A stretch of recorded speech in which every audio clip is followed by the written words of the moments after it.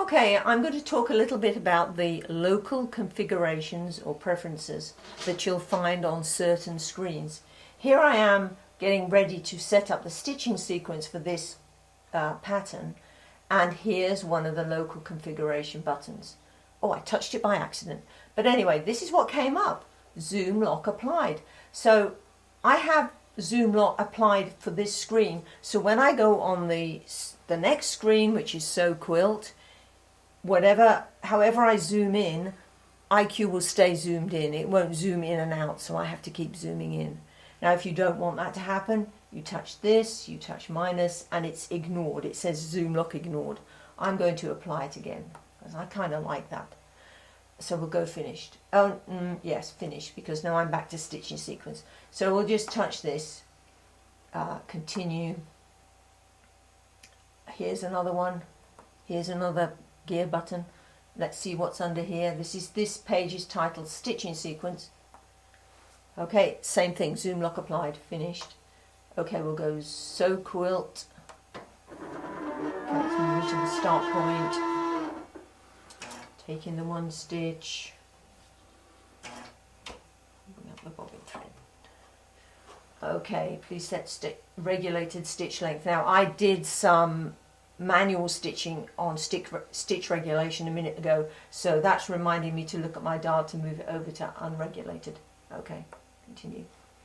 So here, before I do anything, before I touch start to start sewing, I'm going to look at my screen and see what I've got on here, and immediately I see we've got another local configuration button. So let's see what's under there. This is where I'm going to find tie off type, tie off length, endpoint overlap, adjust before start, I have it disabled, realign prompt, and securing stitch. These are all things you might discover you need after you've stitched something out. So you would choose endpoint overlap if you found you stitched out a design and which was supposed to end exactly where it started and it didn't, there was a little gap. So you would want to increase your endpoint overlap, so that IQ, when it gets to the end of the pattern, it will stitch a little bit at the beginning again and fill in that gap. Backstitch is used for jump stitches. So if your pattern has jump stitches, you want to set it to backstitch. So when it does a jump stitch, when it comes up to the jump stitch, IQ will stitch back a little bit, then it'll drag the threads over, it'll stitch backwards a little bit, and then carry on. And you have to set a distance for that to happen. It's not a number of stitches, it's a distance. So you have to set a distance. Adjust before start, I have that off. That will pop up a window that allows you to adjust adjust your pattern, the edges of the pattern, clip them off before you start sewing. And the realign prompt is disabled too. That's another pop-up window that will come up. So let's go finish, because I've looked at those. Okay, the other thing I'm looking at here is I have the usual zoom buttons. I have the grid button, I have dwell off, I've got hide trace, and I've got mark off. Now some of you may not see that button there.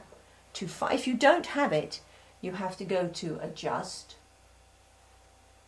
and then you will see the button will appear and it says mark on, and see I have a big pink line there which says stop at the top.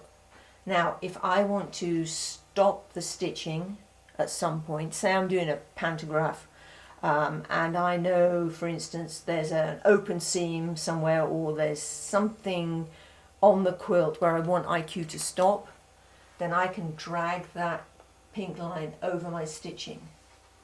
Right.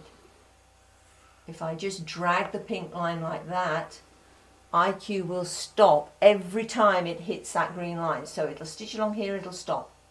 It'll stitch here, it'll stop. It'll stitch here, it will stop. It'll stitch here, it will stop. If I just want to stop at one specific point, then I need to touch the line and drag that target to where I want IQ to stop. And now it will only stop there.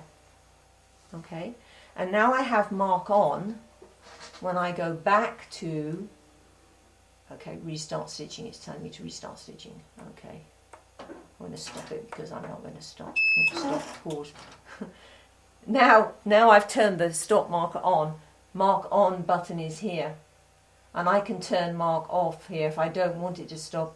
Rather than dragging, I can hit mark off, and the line will disappear. And I can turn it on from here now. So once you activate it from the adjust screen, it will always be here on your ribbon. Okay? I think, yes. So yes, take your time and look at what you've got on the screen. It doesn't take but a second or two to just glance over at all the choices you have and what IQ is telling you. And touching that button is important. And if you don't understand anything here, that's why we have the help button. The information under here will explain everything you see here very simply. It won't tell you how to use it.